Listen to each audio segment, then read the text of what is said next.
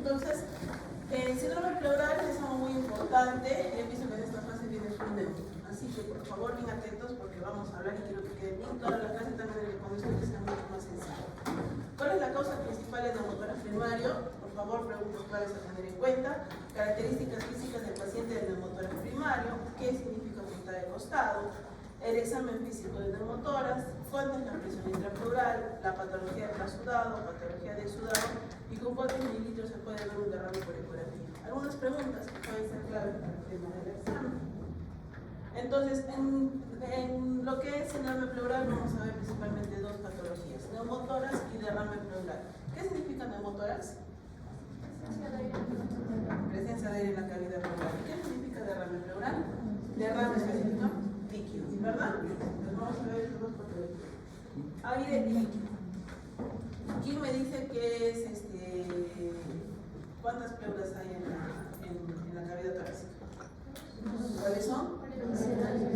Perfecto, muy bien. Entonces tenemos dos tipos de pleuras, la pleura parietal, que es la que está pegada más que todo a las costillas, y la pleura visceral, que está pegada para el pulmón en sí. Entre pleura parietal y pleura visceral hay un espacio virtual, es decir, generalmente no es un espacio, solamente un espacio virtual, hay una poca cantidad de líquido que va a permitir que haya un roce entre las pleuras, ¿ok? Para que se produzca un movimiento. Listo. Entonces vamos a empezar con neumotórax. Neumotórax, ya hemos dicho, la presencia de aire entre ambas hojas pleurales. Normalmente no tiene que ver nada de aire. Este ingreso es por una solución de continuidad de la pleura. ¿Qué quiere decir eso? Tiene que haber algún tipo de huequito, algo que produzca que ingrese el aire en la cavidad pleural. Puede haber un colapso total o colapso parcial del parénquima pulmonar. Colapso parcial o total del parénquima total, ¿qué significa? Una palabra médica que va a decir esa palabra, colapso total o colapso parcial. Es igual a excelente, es igual a teletasis del parénquima pulmonar. Entonces, el pulmón se va a controlar, porque nosotros lo entendamos mucho más fácil, se va a desinflar, ¿verdad? Porque va a ser ocupado por un espacio. Entonces, la etiopatogenia, ¿cuál es la clasificación de este neumotórax? Puede ser espontáneo o traumático. Espontáneo porque va a aparecer de un momento a otro. Recuerden, primario o secundario. Primario, ¿qué significa? Que es un pulmón totalmente sano, entre comillas. ¿Ok? Primario, que va a ser un pulmón totalmente sano. Secundario, que el pulmón va a tener alguna patología y esa patología va a predisponer a algún neumotórax. ¿Entendido? Neumotórax traumático. Va a haber, su nombre está diciendo, algún tipo de trauma. Este trauma puede ser iatrogénico. Es decir, iatrogénico significa causa médica. Perfecto. O no iatrogénico, que puede ser por un tipo de accidente. Por ejemplo, un accidente de tránsito, una puñalada, un robo. ¿Ya? Entonces tenemos esta clasificación. ¿Listo?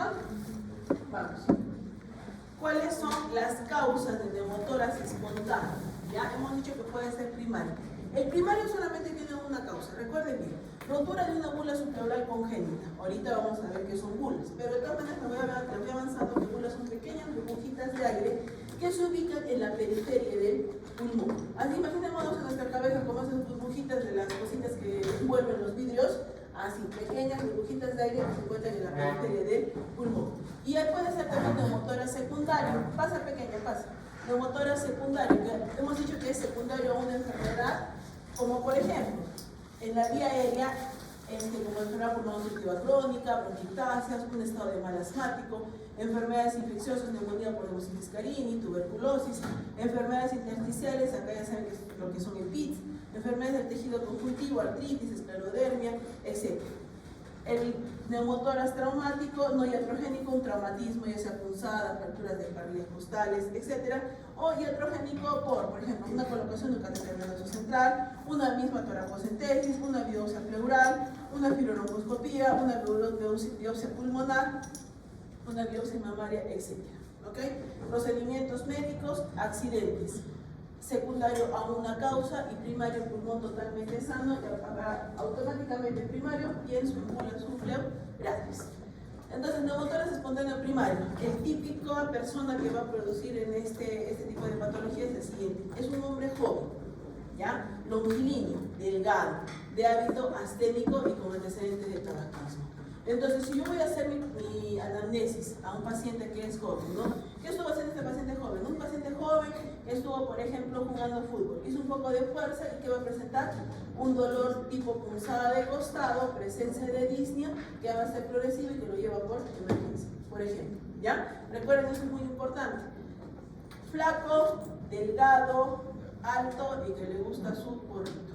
¿Listo? ¿Entendido? Perfecto. Está claro entonces eso. Y es la aparición súbita de un dolor torácico. ¿Por qué?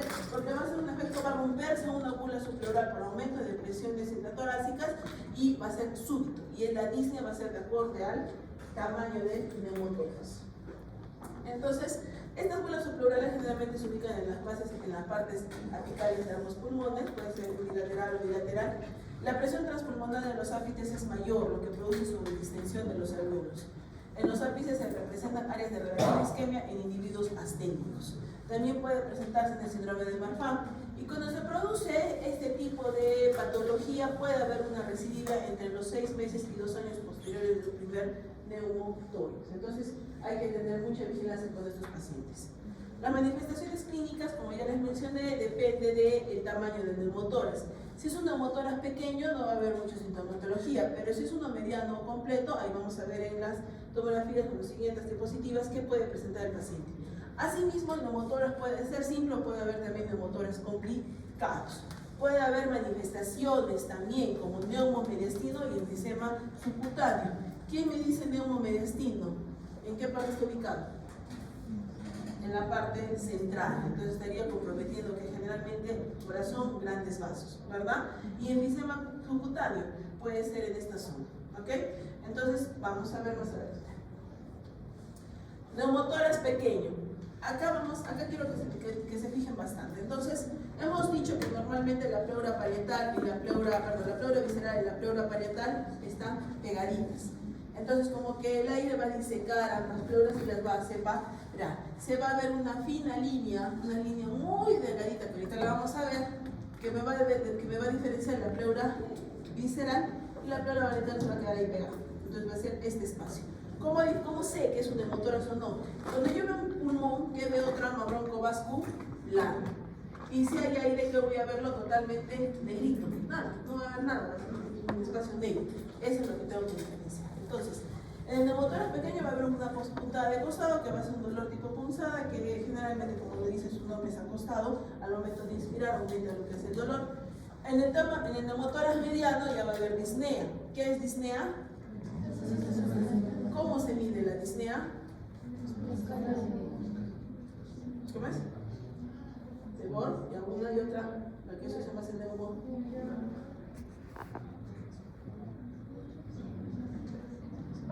MMRC, Medical Research Council.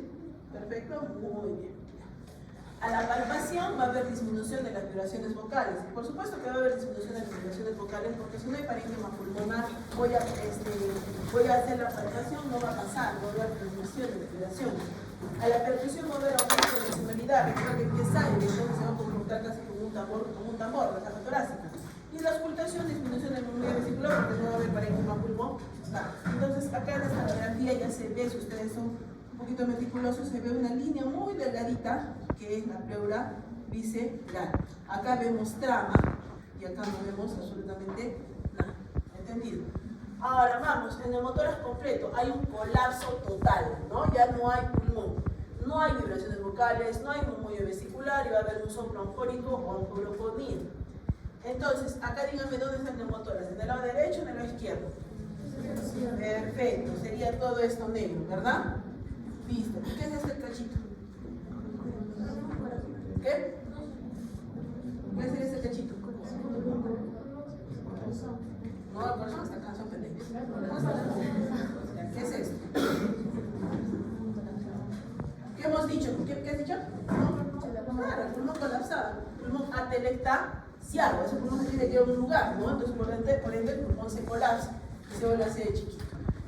Si este pulmón colapsado se queda así forever and ever, estamos perdiendo el pulmón. Entonces, y esto puede predisponer a neumonía y otras complicaciones, etcétera, etcétera, etcétera. Entonces, tenemos que drenar. Muy bien, entonces hemos dicho que existen también neumotórax simples y complicados. Los complicados son los siguientes. Neumotórax a tensión se puede complicar con un neumotórax hipertensivo, hemoneumotórax, hidroneumotórax, pioneumotórax, neumotórax abierto. Empezamos. Hemo, ¿qué significa hemo? Sana. Entonces va a haber un neumotórax así, sangre. Hidroneumotórax, ¿qué significa hidro? Agua. Va a haber neumotórax y agua. Ioneumotórax, ¿qué significa? Pus. Va a haber neumotórax y pus. Y neumotórax abierto va a haber un hueco. ¿Entendido? Listo. Vamos. Perfecto. Muy bien. ¿Quién me describe esta placa?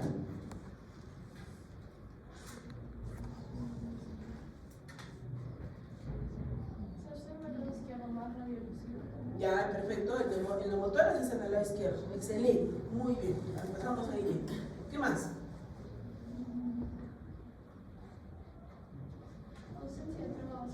No hay que apenas pasa neumotórax. ¿Qué es lo que les parece distinto a esta placa de la anterior? ¿Sí? Excelente. La desviación del mediastino hacia el otro lado. Es decir, es tanta la cantidad de aire que está entrando y sigue entrando que me está jalando el pulmón al lado, con el corazón al llado derecho. Y si yo veo, no, está todo esto jalado para acá.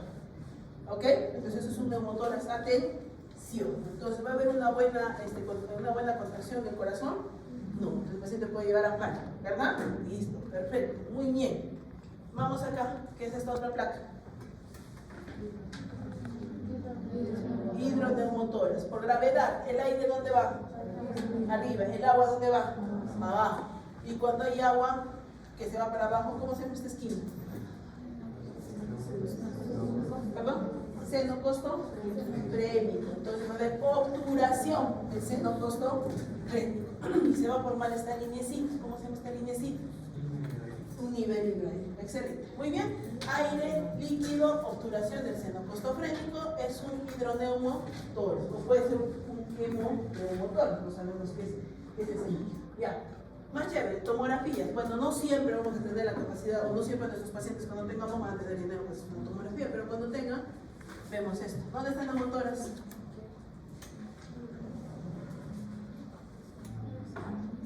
Acá no hay mucha ciencia, ¿no? Acá están todas las motoras. ¿Y acá? ¿Qué hay acá?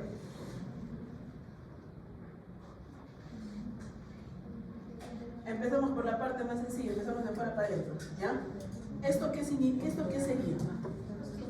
Las costillas, pero en general, todo mi gordito, ¿qué sería? Mi celular subcutáneo, ¿no? Mi celular, que sería mi piel, mi grasita, mi músculo, todo lo que es la pared. ¿Qué está pasando con esta pared? Mejor dicho, ¿qué está pasando con esta pared que está diferente a esta pared? Está siendo disecada por presencia de aire. Entonces estamos frente a enfisema subcutáneo. Entonces si yo agarro y palpo, van a ser como las burbujitas, se recontra, va a crepitar. ¿Ya? Listo, muy bien.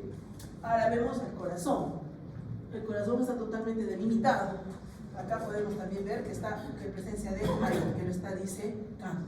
Neumomediastino, enfisema subcutáneo. Entonces puede haber otras complicaciones también que ya las tenemos presentes. ¿Listo? Perfecto. Entramos al segundo tema, derrame pleural. Hemos dicho que entre pleura y pleura están pegadas, pero no pegadas, es decir, están rozando. Para que roce tiene que haber cierta lubricación, entonces hay presencia de cierta cantidad de líquido en el espacio pleural. 25 a 30 mililitros aproximadamente la cantidad de líquido que tiene que haber para que haya esto. Entonces, el derrame pleural, como su nombre lo dice, es la acumulación de líquido en el espacio pleural. Vámonos a nuestra radiografía de pulmones para entender un poco. Pulmón derecho, pulmón izquierdo, veo una opacidad que compromete 2/3 inferiores de mi tórax izquierdo con obturación del seno costofrénico. ¿Ok? Idealmente es que se ve una curvita bien diferenciada que se llama curva de Damaso cuando hay presencia de derrame pleural. ¿Ok? Muy bien, entonces vamos a meternos un poco de fisiología. Existen dos grandes presiones en nuestro cuerpo. ¿Cuáles son? La hidrostática y la oncótica. Cuando yo pienso en oncótica, automáticamente osmótica, inmediatamente en mi cabeza, la primera palabra que se me viene son proteínas. Excelente. Entonces, ¿qué pasa? La presión hidrostática es la presión que está dentro de los capilares y que choca contra las paredes, ¿verdad? Existe un flujo de agua dentro, es una manguera. Existe un flujo de agua dentro de la manguera y esa presión que emite el agua como si es la presión hidrostática. ¿Qué impide que esa presión hidrostática no se salga para todo sitio? La presión oncótica. De tal manera que si tengo un paciente desnutrido, y tengo un paciente que está deshidratado y le meto agua en cantidades industriales, lo puedo hinchar, claro, porque no va a haber buena presión oncótica, le voy a meter agua y el agua se va a salir. Entonces entendemos un poquito la idea, ¿verdad? Entonces el movimiento de líquido de la pleura parietal y la pleura visceral depende de la presión hidrostática y osmótica de los capilares, el drenaje linfático y el estado de la superficie de las membranas pleurales. Tenemos que tener en cuenta quién produce líquido pleural y quién absorbe el líquido pleural. ¿Cómo es el oficio? ¿Se acuerdan?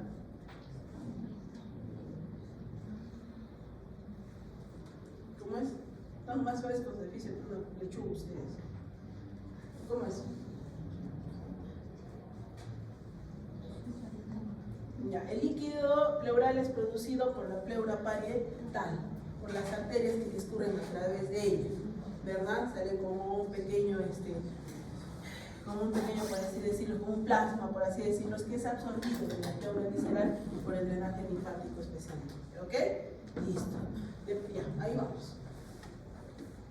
Entonces tenemos que existen presiones a nivel de la cavidad torácica, tenemos presiones en la pleura parietal, que generalmente están siempre mediadas por la presión hidrostática, la presión osmótica. La presión del espacio pleural es negativa, -5, y la diferencia de presiones con la pleura visceral. Todo eso está mediado por la presión hidrostática y la presión oncótica, ¿ok? Entonces tenemos la presión oncótica, que es muy importante, porque si tenemos acá, por ejemplo, la pleura visceral. La pleura visceral, acá tenemos el intersticio, tenemos la presión hidrostática y la presión oncótica es negativa, -5 centímetros de agua, ¿ya? Ya repasen, tienen que repasar todo eso, chicos. Entonces vamos, etiología de los transudados y los exudados. Entonces yo tengo mi paciente que presenta presencia de disnea, tiene un dolor torácico también porque hay afectación a nivel de la pleura, porque tenemos en cuenta que el pulmón duele, el pulmón como si duele o no duele. No duele, lo que duele es la pleura. Entonces tiene un dolor torácico, tiene cansada, tiene disnea progresiva. Entonces si tengo agua, tengo que analizar esta agua. ¿Y cómo se llama el procedimiento para analizar el agua?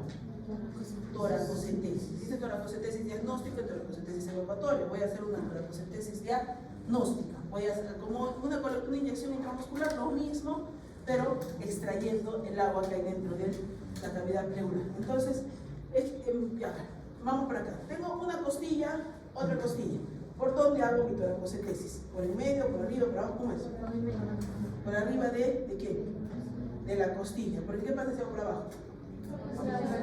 Exacto. Está el paquete vasculonervioso. Y si el paciente no tenía un hemotórax, pues si lo hago por abajo lo tendrá, ¿verdad? Entonces, una vez que saco mi líquido y tengo mi agüita ahí, voy a hacer estudios. Entonces, en el líquido pleural, ¿qué hay? En el líquido pleural hemos dicho que hay una presión oncótica, entonces tiene que tener proteínas. Va a tener glucosa, va a tener deshidrogenasa láctica, va a tener células. Entonces, el estudio del líquido pleural se divide en citoquímicos, células y química. Voy a pedir cultivos para ver si hay algún tipo de germen. Voy a pedir un BK para descartar si hay tuberculosis. Y voy a pedir un PAP para ver si hay alguna célula neoplásica. Todos esos agarro mi litro de líquido pleural que saqué y lo pongo en frasquitos y analizo. Me voy al primero, me voy al citoquímico. Como le dice citoquímico, va a ver las células. Las células ya sea en un líquido, ya sea que saco de ascitis, o líquido sinovial, o líquido cefalorraquídeo, ¿qué células hay en el citoquímico? En el cito, esa palabra, cito. Polimorfos y mononucleares, ¿verdad? Si yo tengo polimorfos nucleares en mi cabeza, automáticamente, ¿qué se viene a la mente? Infecciones, excelente, infecciones bacterianas, ¿no? Las infecciones bacterianas aumentan los polimorfos nucleares. Y mononucleares generalmente pueden deberse por tuberculosis o cáncer. ¿Ok? Perfecto, ya voy viendo mi celularidad líquida en mi cabeza, va pensando en las causas, ¿verdad? Y en la parte de químico voy a ver la glucosa, voy a ver las proteínas, voy a ver la deshidrogenasa láctica, y así son los criterios, que se llaman criterios de Lai. Los criterios de Lai, ¿qué me dicen? Me dicen, ya chévere, ten tus valores de proteínas de tu sangre y ten los valores de proteínas de tu pleura. Vamos a hacer una relación. Entonces divido los valores de la pleura con los valores de la sangre, de proteínas totales. Y me va a salir una fracción 0.5, 0.0, ahí vamos. Si sale más, es exudado. Si sale menos, es trasudado. De ahí viene esto, trasudado y exudado. Eso no está en el libro, pero hay que tener un poco la idea de dónde viene el trasudado y exudado, para que tengamos toda la novela bien contada, ¿ya? Entonces, cuando yo viene mi cabeza trasudado, automáticamente yo pienso en una causa que generalmente no es ocasionada del pulmón, no son de mis órganos vecinos, ¿ya? Y cuando yo digo exudado, ahí sí me preocupo porque ahí sí tengo que romperme la cabeza pensando por qué es ese líquido pleural. Entonces, en trasudado, aumento de la presión hidrostática y disminución de la presión oncótica. Aumento de la presión hidrostática, estoy metiendo mucha agua a través de mi manguera, ¿ya? Insuficiencia cardíaca, síndrome de pericarditis, vena cava superior. Disminución de la presión oncótica, no hay la suficiente cantidad de proteínas que retengan el agua, se va a estar saliendo. Síndrome nefrótico y cirrosis hepática. Listo. Dentro de los exudados, ahí me tengo que romper la cabeza. Puede ser infecciones, puede ser neoplasias, puede ser enfermedades del tejido conectivo, lupus o artritis reumatoidea, o enfermedades intraabdominales, absceso sufrénico y pancreatitis. ¿Por qué absceso sufrénico y pancreatitis? Porque la pancreatitis es una inflamación que produce sistémica, que se produce sistémicamente, no solamente a nivel del páncreas, el páncreas empieza a inflamar, se va a inflamar todo. Y por continuidad también puede inflamar a nivel de la pleura. ¿Listo? Perfecto. Entonces, entendido trasudado y exudado. Trasudado no me hago roche, voy, por ejemplo, si es una insuficiencia cardíaca, ¿qué voy a dar? Y he aumentado mi presión hidrostática, ¿qué voy a dar? Y el corazón no está pequeño, no está latiendo bien, no está moviendo bien el líquido. Voy a dar diuréticos. Voy a dar diuréticos para orinar y en sí mismo me va a disminuir el líquido pleural. Generalmente los trasudados pueden ser bilaterales. En el caso de insuficiencia cardíaca son bilaterales. Entonces, pero no solamente va a haber agua, esa agua que hemos dicho de estas cosas, sino también hemos dicho el agua del pulmón puede ser diferentes colores. Por ejemplo, agarro pincho, por ejemplo, es un ejemplo que le hice ayer. Cuando yo era R3, me hicieron una toracocentesis. Ya, pues el R3 es una toracocentesis, es como que pintarse las uñas. Y esto, ¿ya? Fue hacer la toracocentesis. Entonces le puse a la gestante todo bonito y agarré y me puse por encima del espacio, por encima de la costilla. Le hice la toracocentesis y la jeringa me salió roja. Casi me da diarrea. ¿Ya? Entonces dije, chuta, madre, ya. La segunda la vencida. Saqué la segunda otra vez roja. Pues yo no fregué, dije, ya me jodía, ya. Entonces al toque me fui abajo a analizar el líquido pleural. Porque si es rojo, tengo que pensar en un hemotórax. Entonces, en el líquido pleural no solamente voy a pedir el citoquímico, sino voy a pedir otras sustancias que estoy descartando para descartar si la patología como tal. Entonces, en hemotórax, para ver si es realmente sangre, voy a pedir hematocrito. Si este hematocrito es mayor del 50% de la sangre periférica, es un hemotórax. Ya, porque está sangrando por adentro. Cuando se bajó la hemoglobina de la paciente, pues se recuperó y no pasó nada. Y nosotros no supimos si era un hemotórax porque a veces en los hospitales no se hematocrito el líquido pleural. Pero hay que saberlo. No puede ser traumático un hemotórax. Cuando se viene a la calle, me meten un cuchillo, me pincha el pulmón, pincha pleura, fritos. Kilotórax. Cuando yo pienso kilo, ¿qué pienso automáticamente en mi cabeza? Linfa, ¿no? Conducto torácico. Perfecto. Filtración de linfa del conducto torácico en el 50% es traumático. Pero también puede haber kilotórax en otro tipo de enfermedades, como tuberculosis o metástasis mediastínicas de carcinoma broncogénico. Pseudoquilotórax, cuando hay alto contenido de colesterol, degeneración de los leucocitos, puede hacer tuberculosis y artritis reumatoidea. En el kilotórax, el líquido no se va a ver rojo, se va a ver blanco lechoso. Entonces, cuando yo voy sacando mi líquido, de acuerdo a la anamnesis de mi paciente, ya voy viendo también qué otros exámenes más le voy a pedir al líquido pleural. Como hemos ocupado un espacio dentro de la cavidad pleural y el pulmón se ha desinflado, se ha colapsado, se ha telestasiado, el paciente va a empezar a presentar disnea, que va a ser también igual como el hemotórax, proporcional a la cantidad de líquido que hay en la cavidad pleural. Va a haber un tos seca por irritación de la pleura, va a haber un dolor intenso, localizado, y generalmente lo que duele es la pleura parietal. Listo. En mi anamnesis, ¿cómo se dan cuenta en la anamnesis? Los pacientes que tienen insuficiencia cardíaca, ¿qué va a tener? Disnea, ortopnea, palpitaciones. ¿Qué es ortopnea? La posición sentada, no tolera estar totalmente en decúbito dorsal. Si tiene, tiene cirrosis, el paciente va a tener antecedentes de hepatitis o alcoholismo, edemas de miembros inferiores, diabetes, puede ser un síndrome nefrótico, contacto con pacientes tuberculosis, antecedentes de tabaquismo y pérdida de peso, neoplasia, contacto con asbesto. Cuando yo pienso en asbesto, automáticamente mi cabeza va a una patología. Señor, ¿usted trabaja con frenos? Sí, trabajo con frenos. En los frenos hay asbesto y automáticamente mi cabeza piensa en asbestosis o cáncer. ¿Ya? Si hay líquido pleural, automáticamente pienso en cáncer. Dolores articulares, colagenopatías. ¿Qué colagenopatías principalmente estaban aquí involucradas? El y la artritis reumatoidea y el excelente. La ingesta de fármacos, varices en los miembros inferiores, cirugías, antecedentes de traumatismo en el tórax, etc. Tengo que buscar en mi análisis los antecedentes de este paciente para saber cuál podría ser la etiología del derrame. En el examen físico, como ya vemos, no va a haber parénquima pulmonar, entonces que va a haber inspección, movilidad y la respiración va a ser superficial, va a haber taquicardia, hipopnea, palpitación, frote pleural si existe pleuritis, no va a haber vibraciones vocales. En la percusión, a diferencia del neumotórax, va a haber matidez porque va a haber agua, ¿verdad? Acá bien el neumotórax hemos dicho que va a ser timpánico porque hay aire, ¿verdad? La matidez va a ser desplazable, signo del desnivel. En la auscultación va a haber una disminución o ausencia de las fibras del murmullo vesicular dependiendo de la cantidad de líquido. El límite superior por condensación secundaria de la compresión del derrame se ausculta soplopleurítico, pectoriloquia áfona y hipofonía. ¿Qué exámenes complementarios? ¿Qué hemos visto en todos? Primero la radiografía. A todos los pacientes se debe poner patología pulmonar. De frente se los pide la radiografía, es un estudio que cumple las 3B, bueno, bonito y barato. Y está en todos los lugares, ¿ya?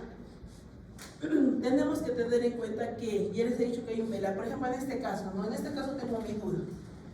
¿Veo bien los senos costoprénicos? No veo bien los senos costoprénicos. En primer lugar, pues una placa mal tomada porque no se ve todo completamente todo, ¿verdad? Pero ya estoy viendo que los senos costoprénicos como que no se miran muy bien. Entonces, si no se mira muy bien, ¿cuál es el otro examen que es también sensible para ver agua? Y que no es tan caro. La ecografía, ¿verdad? La ecografía, porque si no ven un atomo ¿cuánto está?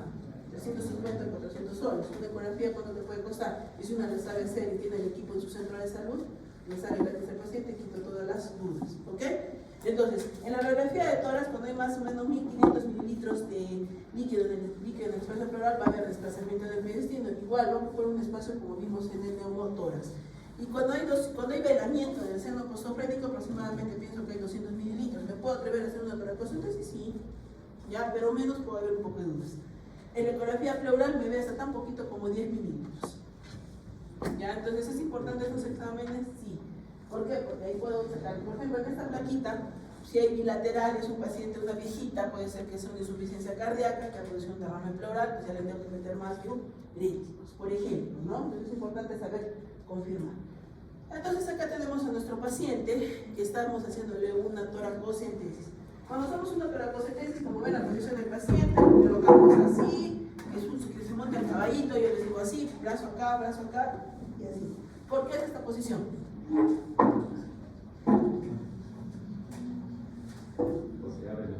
Excelente. ¿Por qué? Porque en primer lugar, al hacer así estoy abriendo las escápulas, los omóplatos y me va a permitir tener un mayor campo para hacer mis procedimientos, ¿ok?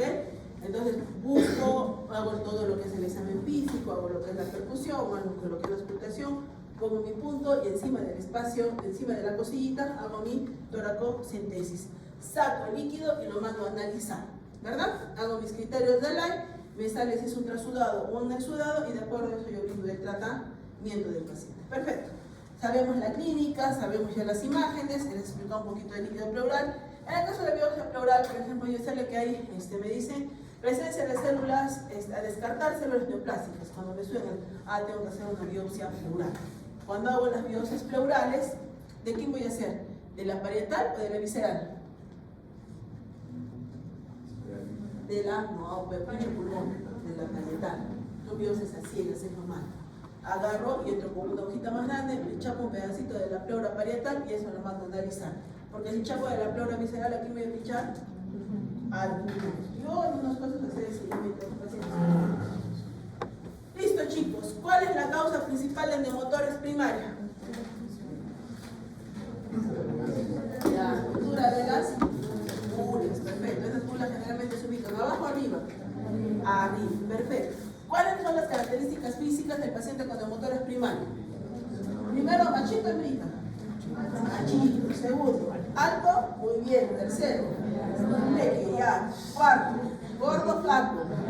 Flaco. Listo, perfecto. Sabemos ya la característica. Entonces vemos flaco, alto, con su burrito, ya al toque, doctor es primario. Puntada de costado, ¿qué significa? Es el dolor tipo punzada, que se va a un costadito por la presencia de dolor a nivel de un costado por el compromiso de la pleura. Examen físico neumotórax, ya lo sabemos. Lo que dice las vibraciones de fluido vesicular va a ser igual que de derrame. Lo que va a diferenciarlo que la percusión, ¿cómo va a ser? Sonoro timpánica, ¿no? Perfecto. ¿Cuánto es la presión intrapleural? Perfecto, menos 5 centímetros de agua.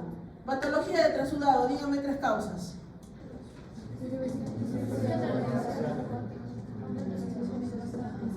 Insuficiencia cardíaca, carditis y síndrome nefrótico. Muy bien. Patología de sudado, tienen un montón. Primera, infecciones. Ya, mencióname 2 infecciones. TB, por ejemplo, ¿ya? Y si es una neumonía bacteriana, se puede decir un derrame. Y otra, neoplasia. Muy bien. ¿Con cuántos mililitros se puede ver un derrame pleural de ecografía? 10. ¿Listo? Muy bien. Ya.